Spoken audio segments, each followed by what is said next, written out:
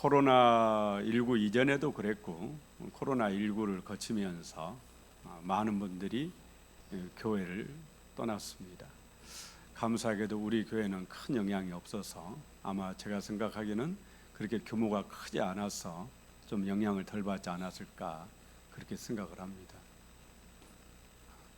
근데 우리 교회도 마찬가지로 제가 이 교회에서 지금 19년째 목회를 하는 중에 많은 분들이 왔다가 떠나갔고 교회를 옮기는 것이 아니고 신앙을 버리고 떠나갔어요.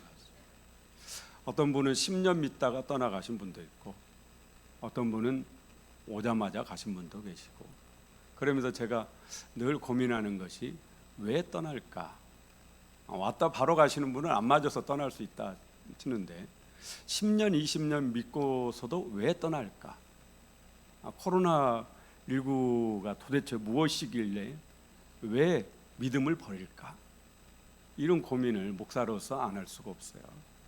그래서 제가 그렇게 고민하던 중에 오늘 본문 말씀에서 그 해답을 얻었기에 이 말씀을 제가 보름 전부터 기도하면서 준비를 했습니다. 베드로는 예수님을 보는 앞에서 예수님을 모른다고 3번이나 부인을 했습니다. 죽어도 주님을 따르겠다고, 무슨 일이 있어도 주님 따르겠다고 했지만 목숨의 위협 앞에서는 그 믿음의 용기가 딱 꺾입니다. 그런데 부활하신 예수님이 제자들을 찾아오셨단 말이에요. 하지만 베드로는 이 주님을 만나기가 편하겠어요? 어색하겠어요? 엄청 어색해요. 그렇잖아요. 다른 제자들도 물론 어색하지만 예수님 면전에서 모른다고 3번이나 부인한 적이 있던 베드로서는 예수님이 정말 편하지 않았을 거예요. 만약에 그런 일이 없었다면 베드로가 부활하신 예수님을 찾아갔을 겁니다. 주님 어떻게 된 일이냐고, 앞으로 어떻게 하실 거냐고 그랬겠죠, 베드로의 열정이라면. 그런데 부활하신 예수님을 만난 후에도 베드로는 예수님과의 만남이 불편하니까 동료들에게 우리 고기나 잡으러 가자. 그래서 갈릴리 호수로 고기를 잡으러 가요. 옛날 직업으로 돌아간 거예요. 원래 어부잖아요. 어부로 돌아갔어요. 혼자 가기 어색하니까 동료들 데리고 7명이 함께 갔습니다. 이런 베드로를 예수님이 찾아오셔서 오늘 물으신 겁니다. 요한의 아들 시몬아, 네가 이 사람들보다 나를 더 사랑하느냐? 우리는 예수님을 사랑한다 이 말보다는 예수님을 믿습니다 이 말이 훨씬 더 익숙해요. 그렇잖아요. 그런데 예수님은 네가 나를 믿느냐 이렇게 묻지 않으시고 네가 나를 사랑하느냐 이렇게 물으셨어요. 우리 생각에는 네가 나를 믿느냐 이렇게 묻는 것이 더 보편적이고 그렇게 물으시는 것이 일반적이에요. 그런데 예수님은 네가 나를 사랑하느냐 이렇게 물으셨어요. 신약성경은 헬라어로 쓰여졌죠. 헬라어로 사랑은 여러 가지 단어를 씁니다. 우리는 사랑이라는 단어 우리도 조금 있습니다만, 남녀 간의 사랑을 말할 때는 에로스라는 단어를 씁니다. 친구와 친구 사이에 사랑하는 것은 필리아라는 단어를 씁니다. 부모님과 자녀 간의, 가족 간의 사랑은 스토르게라는 단어를 씁니다. 그리고 하나님이 우리를 사랑하시는 이 사랑은 아가페라는 단어를 쓰고요. 정신적으로만 사랑하는 것을 플라토닉 사랑이라고 그렇게 말해요. 이 여러 가지 사랑에 대한 단어가 다릅니다. 하나님이 우리를 사랑하는 이 사랑 아가페는 하나님만이 하시는 무조건적인 사랑이에요. 아무나 할 수 있는 그런 사랑이 아니에요. 하나님께서 우리를 사랑하실 때 조건이 없이 사랑하시는 거예요. 조건이 있어서 사랑하신다면 오늘 이 자리에 우리가 아마 없을 사람이 수도 없이 많을 거예요. 로마서 5장 8절에 우리가 아직 죄인 되었을 때 그리스도께서 우리를 위하여 죽으심으로 하나님께서 우리에게 대한 자기의 사랑을 확증하셨느니라. 우리가 아직 죄인 되었을 때 하나님이 우리를 사랑해 주신 거예요. 우리를 사랑하셔서 당신의 하나밖에 없는 독생자 예수 그리스도를 보내셔서 내 죄값을 대신 짊어지고 십자가에 죽게 하신 겁니다. 말하자면 하나밖에 없는 아들과 여러분을 하나님께서 바꾸신 거예요. 왜요? 사랑하셨기 때문에. 여러분을 사랑하셨기 때문에. 그러기 때문에 이 하나님의 사랑이 큰 겁니다. 이 하나님의 사랑이 아가페예요. 오늘 읽은 본문 15절 함께 읽어보겠습니다. 15절, 그들이 조밥 먹은 후에 예수께서 시몬 베드로에게 이르시되 요한의 아들 시몬아 네가 이 사람들보다 나를 더 사랑하느냐 하시니 이르되 주님 그러하나이다. 내가 주님을 사랑하는 줄 주님께서 아시나이다. 이르시되 내 어린 양을 먹이라 하시고, 네가 이 사람들보다 나를 더 사랑하느냐 이렇게 물으셨어요. 이 물음은 두 가지로 우리가 해석할 수 있습니다. 네가 이 사람들보다, 이 사람들이 원문의 의미를 보면 이것들보다 이런 의미도 가지고 있거든요. 그래서 요한의 아들 시몬아, 베드로야, 네가 너의 이 배보다, 이 직업보다, 여기 있는 너의 동료들보다 나를 더 사랑하느냐, 이런 뜻이 첫 번째로는 있을 수 있습니다. 두 번째는 여기 있는 다른 제자들보다, 이 제자들이 나를 사랑하는 것보다 베드로 네가 나를 더 사랑하느냐, 이런 질문이시죠. 저는 두 번째라고 생각합니다. 베드로야, 여기 있는 요한보다 네가 나를 더 사랑하느냐, 여기 있는 야고보보다 네가 나를 더 사랑하느냐, 그렇게 물으시는 질문이라고 생각해요. 예수님이 모르셔서 묻는 것은 아니죠. 그렇잖아요. 베드로가 예수님을 사랑하고 있다라는 것을 확신시켜 주시려고 이 질문을 하신 거죠. 예수님 모르셔서 물으셨겠어요? 당신 나 사랑해? 이렇게 물을 때, 남편에게, 아내에게 물을 때 우리가 몰라서 묻는다기보다는 확신을 갖도록 하기 위해서 묻는 경우가 많죠. 그런데 하물며 예수님께서 모르셔서 물으셨겠어요? 예수를 모른다고 3번이나 부인한 후에 자기 자신에게 실망해 있는 베드로에게 그 마음을 회복시켜 주시려고 네가 나를 더 사랑하느냐고 그렇게 물으신 거예요. 자존감을 회복시키시려고. 예수님은 베드로가 다른 제자들보다 주님을 더 사랑하고 있다는 사실을 잘 알고 계셔요. 그래서 당신의 양떼를 베드로에게 맡기시는 겁니다. 이미 맡기시려고 마음의 준비를 하고 찾아오셨잖아요. 그러므로 예수님은 베드로가 다른 제자들보다 더 예수님을 사랑하고 있다는 사실을 알고 계신 거죠. 왜 예수님은 베드로에게 네가 나를 믿느냐 이렇게 묻지 않으시고 네가 나를 사랑하느냐 이렇게 물으셨을까요? 그것은 사랑이 없는 믿음은 가짜이기 때문에 그렇습니다. 사랑이 없는 믿음은 변합니다. 여러분이 예수님을 믿는 이유가 사랑해야 되는 까닭이 여기에 있습니다. 사랑으로 믿어야 그 믿음이 변하잖아요. 여러분 자신에게 물어보세요. 나는 예수님을 사랑하는가? 성춘향이가 변사또에 수청을 들지 않는다고 모진매를 받고 감옥에 갇히죠. 이제 춘향이와 춘향의 어머니 월매는 간절히 기다립니다. 우리가 예수님을 기다리듯이 춘향이가 감옥에서 누구를 간절히 기다려요? 이도령을. 이도령이 뭐 해가지고 오기를요? 장원급제 해가지고 오기를 간절히 기다려요. 이제 내일 변사또 생일인데 내일이면 춘향이가 죽는 거예요. 그런데 이도령이 오기는 왔어요. 근데 장원급제 해가지고 온 것이 아니고 거지는 이런 상거지가 없어요.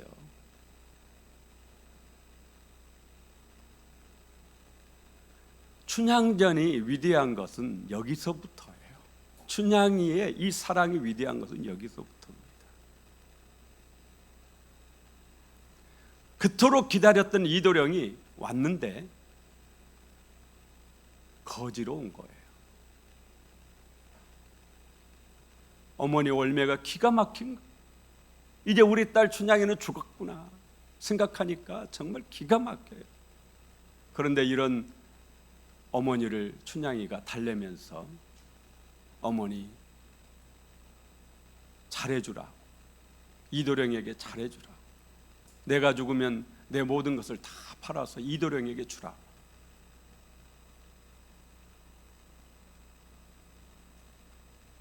춘향이는 진짜 이도령을 사랑했을까요? 진짜 사랑하지 않는다면 이럴 수가 없는 거죠.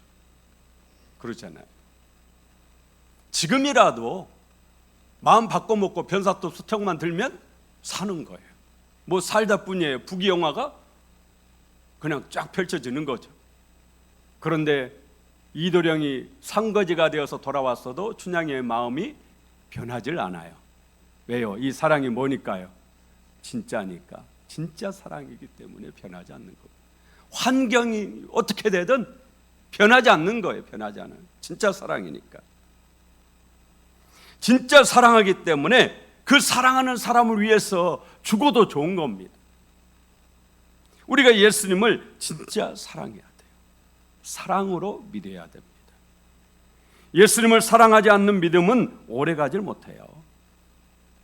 예수님을 왜 믿으십니까? 저는 왜 믿느냐고 물으면은 천국 가기 위해서 믿는다고 대답을 합니다. 저는 천국 가려고 예수님을 믿습니다. 예수님을 믿는 목적이 천국 가기 위해서여야 돼요. 그래야 천국 갈 때까지 믿는 거예요. 천국 갈 때까지 이 믿음을 멈출 수가 없어요. 믿는 것을 멈추면 안 됩니다.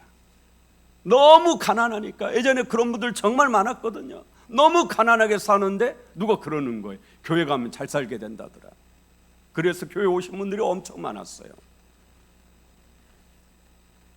예수 믿는 목적이 부자가 되는 것이 되면은, 부자가 되고 나면은 더 이상 예수님이 필요가 없게 돼요. 또 부자가 안 돼도 예수님께 실망을 하게 돼요. 더 이상 교회를 다닐 의미가 없어져요. 병고체로 나온 분도 이제는 천국 가기 위해서 예수님 믿으셔야 돼요. 부자 되는 거, 병 고치는 거, 마음의 평안을 얻는 것이 교회 다니는 목적이 되면 안 된다라는 거죠. 부자가 되고 싶어서 나왔는데 마침내 부자가 되었어요. 그러면 이제 더 이상 안 다녀도 되잖아요. 이미 됐으니까. 병이 나았어요. 그러면 더 이상 다닐 필요가 없잖아요. 병이 나았으니까. 예수님이 베세다 광야에서 보리떡 5개, 물고기 2마리로 5,000명을 먹이는 기적을 베푸시니까 그 자리에 있던 사람들이 억지로 예수님을 붙잡아다가 임금을 삼으려고 그래요. 예수님이 서둘러 제자들을 베어 태워서 강 건너편으로 보내시고 당신은 산으로 기도하러 가시거든요. 그리고 강 건너편에서 다시 제자들과 만났는데 다음 날 많은 사람들이 배를 타고 예수님을 쫓아온 거예요. 그만큼 놀란 거예요. 당시에 얼마나 굶주렸겠어요. 얼마나 먹고 사는 게 힘들었겠어요. 그런데 예수님만 임금 되면 먹고 살 걱정이 없다고 생각하니까 어떻게든 예수님을 임금으로 삼으려고 그랬단 말이에요. 이때 예수님이 말씀하셨어요. 요한복음 6장 26절 함께 읽어봅시다. 예수께서 대답하여 가라사대 내가 진실로 진실로 너희에게 이르노니 너희가 나를 찾는 것은 표적을 본 까닭이 아니요 떡을 먹고 배부른 까닭이로다. 여러분, 기적에서 하나님을 만나지 않으면 그거는 그냥 기적일 뿐이에요. 근데 기적에서 하나님을 발견하면 표적이 됩니다. 세메이아라고 그래요. 표적이 돼요. 우리가 기도의 응답을 받아가지고 그 기도의 응답에서 하나님을 만난 사람은 그게 표적인 거예요. 그러나 기도의 응답을 받았는데 그게 단순히 기적에 그치면은 그냥 그것은 기적일 뿐이에요. 기적은요, 여기만 있는 게 아닙니다. 절에 가도 있고 타종교도 있고 안 믿는 사람도 다 기적이 있어요. 그런데 표적은 오직 예수 믿는 저와 여러분에게만 있는 겁니다. 그 속에서 우리가 하나님을 발견해야 돼요. 하나님을 만나야 돼요. 떡이 목적이 되면 안 돼요. 예수 믿는 이유가 이 세상의 것이 되어서는 안 된다는 겁니다. 떡이 목적인 사람은 떡을 얻으면 그때부터는 예수님을 떠납니다. 부자가 되려고 예수 믿는데도 부자가 됐어요. 더 이상 믿을 필요 없어요. 그래서는 안 된다라는 거예요. 우리는 천국 가기 위해서 예수님을 믿어야 할 줄로 믿습니다. 사랑하기 때문에 예수님을 믿어야 돼요. 이 세상도 마찬가지예요. 나라를 사랑해야 충성심이 변하지 않습니다. 한 자리 딱 바라보고 충성하고 있는 사람은 언제든지 변질되고 변할 수 있어요. 우리 일제강점기 때 그런 분들 너무너무 많았잖아요. 독립할 줄 알고 처음에는 다 독립군이 됐어요. 다 만세운동했어요. 그런데 10년 되고 20년 되고 30년 돼도 독립이 안 되니까 그때부터 막 변질하기 시작해요. 일본 편에 서서 더 악랄하게 일본의 앞잡이가 돼요. 자신의 이익 때문에 충성하고 있었기 때문에 그 충성이 끝까지 가지 못하는 거예요. 나라를 사랑해야 충성심이 변치 않아요. 남편을 사랑해야 돼요. 그래야 돈을 못 벌어 와도 여전히 남편을 사랑하고 그러잖아요. 남편을 사랑하는 마음이 돈을 못 벌어 와도 남편이 이제 나이가 너무 많으셔서 오히려 그냥 거추장스러울 수 있어요. 그런데도 여전히 사랑하는 것은 남편을 진짜 사랑하기 때문이죠. 남편이 돈을 벌어오는 수단이고 목적이면은 남편이 돈을 못 벌어오면 그 다음부터는 남편이 이제 불편하게 되고 거추장스럽게 되고 안타깝게도 그런 분들은 행복이 없습니다. 다니엘의 세 친구 사드락 메삭 아벳느고가 금신상에게 절하지 않으면 저 뜨거운 용광로에 너희를 던져서 죽이겠다고 살얼음 같은 불호령을 내려는 느부갓네살 왕에게 이렇게 말해요. 왕이시여, 왕께서 우리를 저 용광로 속에 던져 넣어도 하나님께서 능히 우리를 살려주실 겁니다.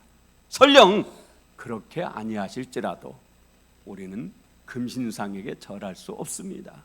우리는 하나님만 섬길 겁니다. 이런 말이에요. 우리 다니엘 3장 18절 함께 읽어봅시다. 그리 아니하실지라도 왕이여, 우리가 왕의 신들을 섬기지도 아니하고 왕이 세우신 금신상에게 절하지도 아니할 줄을 아옵소서. 하나님을 사랑하기 때문에 어떤 경우에도 그 믿음이 변하지 않는 거예요. 하나님이 도와주지 않아도 믿음이 변하지 않는다라는, 기도 응답이 없어도 믿음이 변하지 않는다라는 거예요. 하나님께서 내게 고난과 어려움이 닥쳐와도 내 믿음이 변하지 않는다라는 거예요. 내가 잘 되든지 내가 낮아지든지 내가 높아지든지 내가 병들든지 건강하든지 그런 것과 상관없이 내 믿음이 변하지 않는다라는 겁니다. 왜요? 사랑하니까. 진짜 사랑하는 그 믿음이기를 원합니다. 여러분, 이 교회를 사랑하십시오. 교회가 나에게 뭔가를 해주길 바라지 마시고 내가 교회를 위해서 무엇을 해야 될지를 생각해 보십시오. 교회를 사랑하는 사람이 진짜 진정한 교회의 일꾼입니다. 교회를 사랑하십시오. 그러나 예수님보다 더 사랑해서는 안 됩니다. 그럴 리 없겠지만 이우남 신안교회가 예수님을 버리고 배반한다면 제가 가장 먼저 여기를 떠날 겁니다.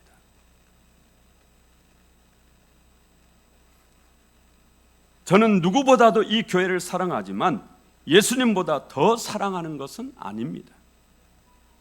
십자가를 사랑하는 것이 아니에요. 십자가에 달리신 예수님을 사랑하는 겁니다. 여러분이 예수를 믿는 이유가 예수님을 사랑하기 때문인지 이 시간에 한번 여러분 자신을 살펴보라는 얘기입니다. 다시 한번 물어보세요. 여러분 자신에게. 나는 예수님을 사랑하는가? 나는 정말 조금이라도 예수님을 사랑하는 마음이 있는가? 거기서부터 믿음이 출발해야 돼요. 사랑으로 믿어야 변하지 않습니다. 사랑이 없는 믿음은 가짜예요. 왜 많은 사람들이 떠났을까? 환경이 달라져서 떠났잖아요. 조건이 달라지고 내가 원하는 것을 교회가 주지 아니하고 내가 생각하는 교회가 아니고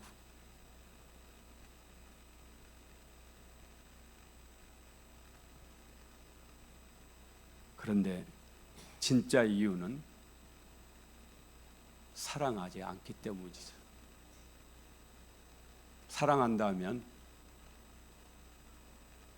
사랑한다면 여러분이 여러분 자녀를 사랑하잖아요. 사랑하기 때문에 자녀가 못났든 잘났든 내 자식이 일본 아닙니까?